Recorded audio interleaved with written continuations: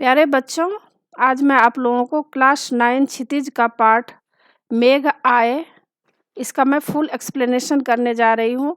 और इससे पहले बच्चों मैं क्लास 9, क्लास 10 कृतिका, क्षितिज, स्पर्श, संचयन, इसका मैं सारा वीडियो बना चुकी हूँ। फुल एक्सप्लेनेशन, समरी और क्वेश्चन आंसर, उन सबको देखने के लिए आप ऊपर दिए गए आई बटन पर क्लिक करके देख सकते हैं, या नीचे दिए गए डिस्क्रिप्शन बॉक्स में देख सकते हैं, या प्लेलिस्ट में देख सकते हैं। और बच्चों, आप मुझे इंस्टाग्राम, फेसबुक और ट्विटर पर भी फॉलो कर सकते हैं। तो पाठ शुरू करते हैं। मेघ आए। मेघ किसको कहा गया है? मेघ बादल को कहा गया है।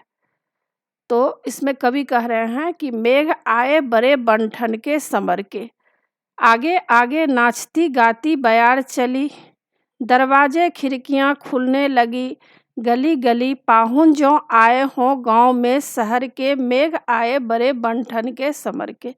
तो देखिए, इस पैराग्राफ में कवि कह रहे हैं कि मेघ जो है, बादल जो है, आज बहुत ही बड़े बन-ठन करके संवर के आ गए हैं।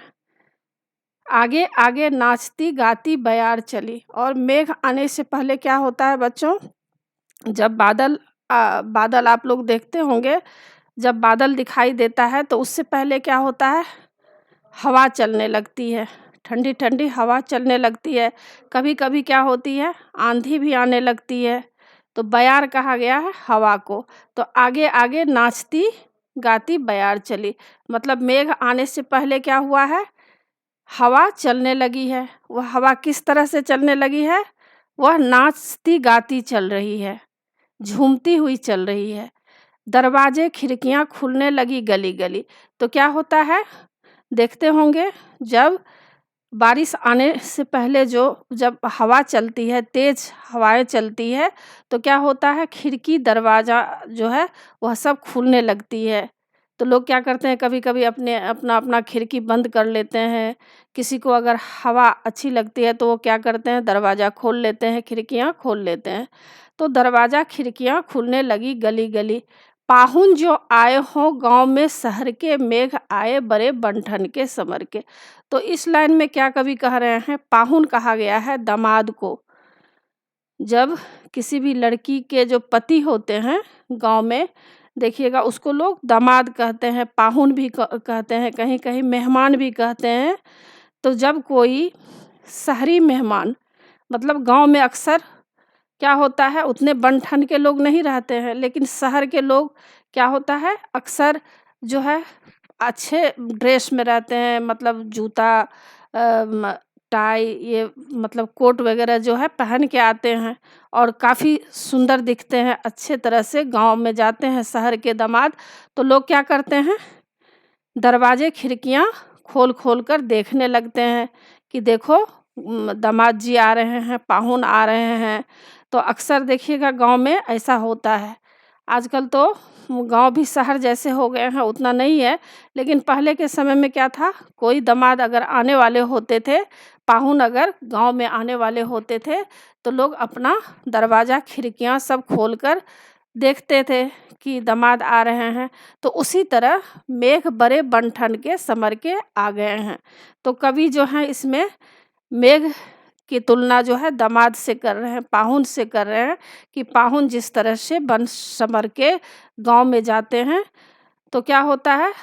गांव के लोग देखने लगते हैं। उसी तरह आज मेघ आए हैं बड़े बन-ठन के समर के, तो चारों तरफ लोग जो हैं देख रहे हैं उसको।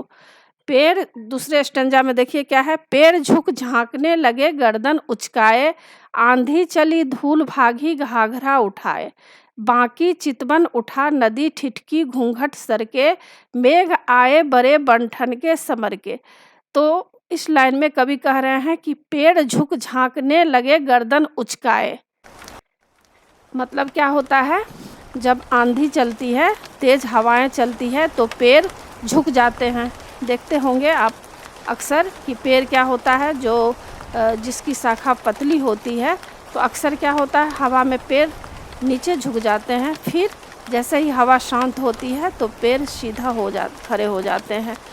तो इसमें कवि जो है पेड़ की मतलब इसमें पूरा वातावरण को मानवीकरण किया गया है, पेड़ पौधा वगैरह जितने भी हैं। तो कवि कह रहे हैं कि जब आंधी चल रही है, बारिश होने वाली है, तो पेड़ झुक झांकने लगे गर्दन उचकाए। तो क्या होता है, जब हवा चलती है तो पेड़ झुक जाते हैं नीचे, और फिर हवा शांत हो जाती है तो पेड़ सीधी अवस्था में खड़े हो जाते हैं। तो कवि इसी तरह कह रहे हैं कि आंधी चली धूल भागी घाघरा उठाए। तो जब आंधी चलती है, जब हवाएं तेज चलती है, तो धूल भी उड़ने लगती है। जो धूल मिट्टी होता है वह धूल उड़ने लगती है।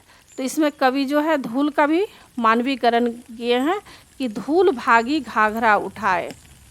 मतलब जिस तरह छोटी बच्ची जो होती है, तो क्या होता है, कोई मतलब दामाद आने वाले हैं, गांव में पाहुन आ जाते हैं, तो सबको खबर देती है कि पाहुन आ रहे हैं, दामाद जी आ रहे हैं। तो वह घाघरा पहने हुई दौड़ती चली जाती है और घाघरा को थोड़ा उठा लेती है, क्योंकि अगर सीधे तरह से वह चलेगी तो क्या होगा, गिर जाएगी। घाघरा जो है वह पैर में फंस जाएगा। तो वह छोटी सी बच्ची जो लड़कियां हैं, वो क्या करती है, घाघरा को थोड़ा सा ऊपर उठा करके दौड़ती हुई सबको कहने जाती हैं। तो इसी तरह कवि कह रहे हैं कि आंधी चली धूल भागी घाघरा उठाए, बाकी चितवन उठा नदी ठिठकी घूंघट सर के। तो नदी का पानी जो है बच्चों, वह देखिएगा जब आंधी चलने लगती है, हवाएं चलने लगती है, तो पानी में देखिएगा क्या होता है, ऐसा लगता है कि पानी का घूंघट जो है वह खुलने लगा है। मतलब थोड़ा थोड़ा सा पानी में ऐसा मतलब होने लगता है, कंपन जैसा होने लगता है, वाइब्रेट हो जाता है पानी। तो कवि इसी तरह कह रहे हैं कि जब आंधी चली है तो क्या हुआ है, नदी का पानी जो है वह भी घूंघट सरका के देख रही है। मेघ आए बड़े बन-ठन के समर के। तो फिर कवि कह रहे हैं कि मेघ जो है बड़े बन-ठन के, मतलब बहुत ही सज धज के संवर के मेघ आ गया है। आगे तीसरा स्टेंजा में है, बूढ़े पीपल ने आगे बढ़कर जुहार की, बरस बाद सुधी लिन्ही, बोली अकुलाई लता ओट हो केवार की, हर्षाया ताल लाया पानी परात भर के, मेघ आए बड़े बन-ठन के समर के। तो इसमें कवि कह रहे हैं कि बूढ़े पीपल ने आगे बढ़कर जुहार की। जुहार की का मतलब है स्वागत की। तो बूढ़े पीपल, आप लोग जानते होंगे, पीपल की जो आयु होती है वह करीब मतलब 200-300 मतलब 400-500 वर्ष उसकी आयु होती है। तो इसीलिए कवि पीपल को बूढ़ा पीपल कह रहे हैं। पीपल की आयु बहुत ही लंबी होती है। तो क्या हुआ है, जब बारिश आने वाली है, बारिश आ गया है, मेघ आ गया है, तो बूढ़ा पीपल को भी इंतज़ार था पानी का, क्योंकि पेड़ पौधा पशु पक्षी जो है सारे व्याकुल हो रहे थे पानी के लिए। तो बूढ़ा पीपल जो है वह आगे बढ़कर स्वागत कर रहे हैं मेघ का, और कह रहे हैं कि बरस बाद सुधी लिन्ही, मतलब 1 वर्ष के बाद आप जो है आए हैं, मैं काफ़ी इंतज़ार में था और आज आप सुधि लिए हैं, मतलब मेरी खबर लिए हैं। बोली, तो इसमें देखिए एक चीज़ और है कि जैसे कि घर में कोई बूढ़े बुजुर्ग होते हैं, तो अगर घर में दामाद आते हैं तो उनको बहुत ही उत्सुकता रहती है, उनसे मिलने की का बहुत ही इंतज़ार रहता है, क्योंकि बूढ़े आदमी क्या होते हैं, अक्सर अकेले बैठे रहते हैं, उनसे बातें करने वाले अक्सर लोग होते नहीं हैं। सारे घर के लोग जो हैं अपने-अपने काम में लगे होते हैं। तो बूढ़े पीपल जो हैं इंतज़ार में रहते हैं, जो दामाद बाबू आए हैं तो उनसे हँसी मज़ाक गपशप किया जाए। तो यहाँ पर बूढ़ा पीपल और घर के बुजुर्ग जो हैं, इस तरह से दोनों का तुलना किया गया है। आगे देखिए, बोली अकुलाई लता ओट हो केवार की। तो यहाँ पर लता कहा गया है। आप लता जानते होंगे, जैसे कि मनी प्लांट होता है, और इस तरह से और भी लताएँ होती है जिसका जड़ अगर नहीं भी हो तो वह क्या होता है, जैसे कि पीपल, बरगद आदि के पेड़ पर देखे होंगे कि कोई-कोई ऐसा प्लांट होता है जो कि अपने आप उस पे पूरे छा जाते हैं। तो बोली अकुलाई लता ओट हो केवाड़ की। तो वह लता को जो है मेघ की पत्नी के रूप में इसमें कहा गया है कि वह जो लता है बहुत ही अकुलाई मतलब व्याकुल हो करके वह केवाड़ के ओट में, जैसे कि कोई दुल्हन जो होती है गाँव में, अक्सर कोई दामाद जो आते हैं घर में तो डायरेक्ट वहाँ मिलने नहीं जाती है। वो क्या करती है, छुप करके केवाड़ के ओट से बात करती है।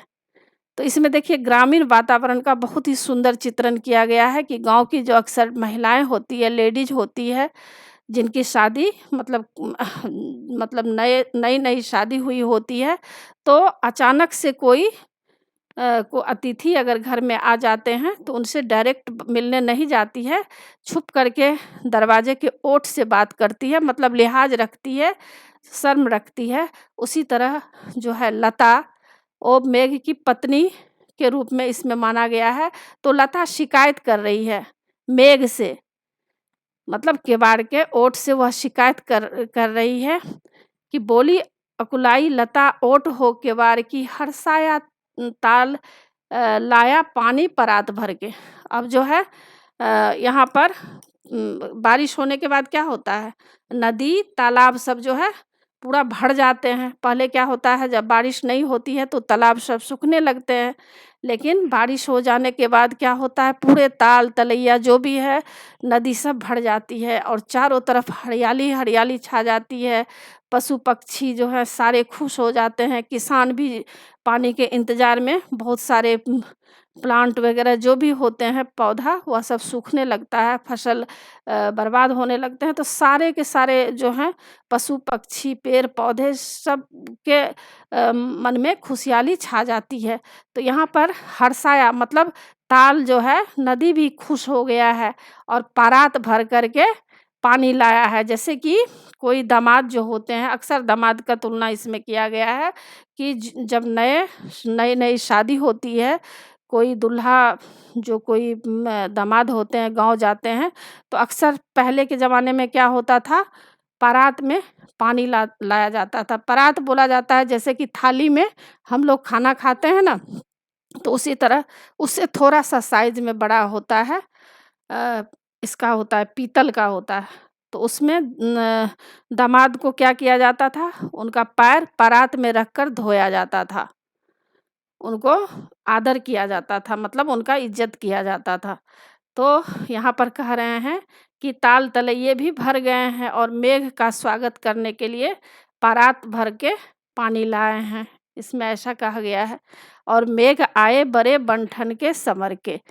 तो फिर कवि कह रहे हैं कि मेघ जो है बहुत ही सज-धज कर, संवर कर आ गए हैं। अब देखिए लास्ट स्टेंजा है, इसमें कवि क्या कह रहे हैं, क्षितिज अटारी गहराई दामिनी दम के, क्षमा करो गाँठ खुल गई अब भरम की, बाँध टूटा झरझर मिलन के, अश्रु ढर के, मेघ आए बड़े बन-ठन के संवर के। तो कवि कह रहे हैं कि क्षितिज किसको कहा जाता है बच्चों, आप लोग क्षितिज के बारे में जानते होंगे। जब आप कहीं भी कोई खेत में जाइए, मान लीजिए कहीं पे ग्राउंड है और अगर वहाँ से आप अगर आकाश को दूर से देखेंगे, तो ऐसा लगेगा कि आकाश जो है धरती में सटा हुआ दिखेगा। मतलब लगेगा कि आकाश और धरती का मिलन हो गया है, मतलब एक दूसरे से सटे हुए दिखाई देते हैं, उसी को क्षितिज कहा गया है। और अटारी छत को कहा गया है। तो इसमें कवि कह रहे हैं कि क्षितिज अटारी गहराई दामिनी दम के, मतलब क्षितिज जो है अटारी गहराई दामिनी मतलब बिजली जो है चमक रही है। क्षमा करो खुल गई गाँठ खुल गई अब भरम की।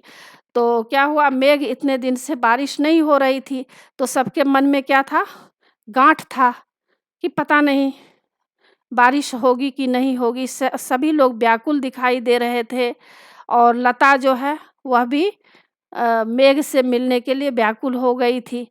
तो इसमें दिखाया गया है कि वह लता जो है अपने पति से कह रही है मेघ से कि क्षमा करो, मेरे मन में गाँठ थी, मेरे मन में यह बात छुपी हुई थी कि पता नहीं तुम आओगे कि नहीं आओगे, लेकिन आज मेरे मन की गाँठ खुल गई है। मेरे अंदर जो मेरे अंदर भ्रम था कि तुम नहीं आओगे, वह भ्रम आज समाप्त हो गया है। तुम आ गए हो और चारों तरफ खुशहाली छा गई है और सारे जितने भी पशु-पक्षी, पेड़-पौधे किसान सब इंतज़ार कर रहे थे मेघ की, आज सबके मन की बात पूरी हो गई है। तो वह कह रही है कि क्षमा कर दो, गाँठ खुल गई अब भरम की, तुम आ गए हो। हम लोगों को भ्रम था कि तुम नहीं आओगे। बाँध टूटा झरझर मिलन के अश्रु ढर के, मेघ आए बड़े बन-ठन के समर के। तो क्या हुआ है, दोनों का आपस में मिलन हो गया है। मेघ और लता जो है, दोनों का आपस में मिलन हो गया है, मतलब पति-पत्नी दोनों आपस में मिल गए हैं और प्रेम के आँसू बह रहे हैं। दोनों के मिलन से क्या हुआ है, खुशी में भी लोगों के आँखों से आँसू बहते हैं, दुःख में भी बहते हैं। तो जब बारिश हो रही है झर-झर, झर-झर, मतलब इतने तेज़ बारिश हो रही है, उसको कवि अश्रु कह रहे हैं। यह अश्रु किसकी है, पति-पत्नी दोनों के आँखों से आँसू बह रहे हैं। इसको कवि मानवीकरण किए हैं, मेघ और प्रकृति का, दोनों का मानवीकरण किए हैं। अब मेघ आए बड़े बन-ठन के संवर के, तो कवि कह रहे हैं कि मेघ जो हैं बहुत ही सुंदर से बन-ठन के संवर के आ गए हैं। तो यही था कविता बच्चों। तो आशा है आप लोगों को सारा पाठ अच्छी तरह समझ में आ गया होगा और एग्ज़ाम के लिए तैयार कर लीजिएगा। और बच्चों, आप मेरे चैनल देवज नागरी को ज़रूर सब्सक्राइब कीजिएगा और सब्सक्राइब के बगल में बेल आइकन बटन है, उसे क्लिक कीजिए, लाइक कीजिए और शेयर ज़रूर कीजिएगा और कमेंट्स कीजिएगा। जो भी आप लोगों को कोई परेशानी है या आप कोई चैप्टर चाह रहे हैं कि मुझे बनाना है, तो मैं ज़रूर बनाऊँगी चैप्टर, तो आप कमेंट्स ज़रूर कीजिएगा। धन्यवाद।